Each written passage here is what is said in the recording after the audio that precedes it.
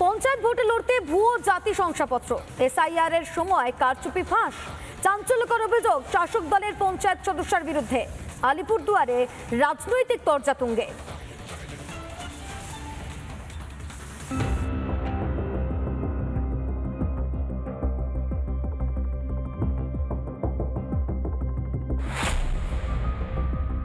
গারোপাড়ার গ্রাম পঞ্চায়েতের তৃণমূল সদস্যা সুকান্তি মিঞ্জ তারই পঞ্চায়েতের সদস্যপদ খারিজের দাবি তুলেছে বিজেপি।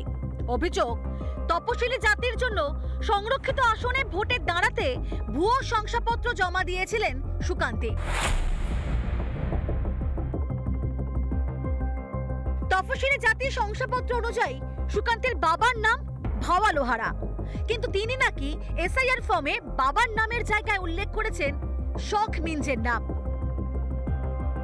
গেরুয়া শিবিরের দাবি, মিঞ্জ পদবি হলেও কোনোভাবেই ওই আসনে লড়াই দাবিদার হতে পারেন না সুকান্তি, কারণ মিঞ্জ পদবির অর্থ তিনি তপশালী উপজাতি।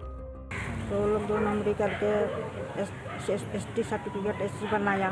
इस बार जो एसआईआर हुआ उसमें पकड़ा गया तब मैं कंप्लेंट की। जैसे मेरा मम्मी 2 शादी किए थे ना, जैसे नहीं मिला भोवा लोहार को तो सेकंड वाला पापा का दे दिया। ভোটার তালিকায় নতুন করে উঠে ফেলছে, এখানেও আছে বা অন্য সরকারি ডকুমেন্টেও উঠে যায়। মিসম্যাচ হয়েছে এমন কিছু না, বড় কথা না, এটাকে বড় করা হচ্ছে, সেটা ঠিক না। আজকে এই সরকারের আমলে যেভাবে ভুয়া সার্টিফিকেট, ভুয়া ভিডিও, ভুয়া এরকম আইপিএস এরকম অনেক কিছু দেখা যাচ্ছে এই তৃণমূলের আমলে। রাজ্যে ভোটার তালিকায় ভুরি ভুরি কারচুপি, ভুয়ো ও ভুতুরে ভোটারের ছড়াছড়ি। এসআইআর আবহে রোজই নানান জায়গা থেকে নানান অভিযোগ সামনে আসছে।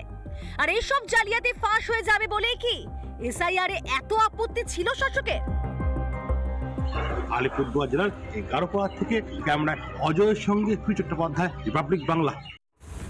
নানা ধরনের কন্টেন্ট দেখার জন্য লাইক করুন, শেয়ার করুন আমাদের ফেসবুক পেজ, সাবস্ক্রাইব করুন আমাদের ইউটিউব চ্যানেল।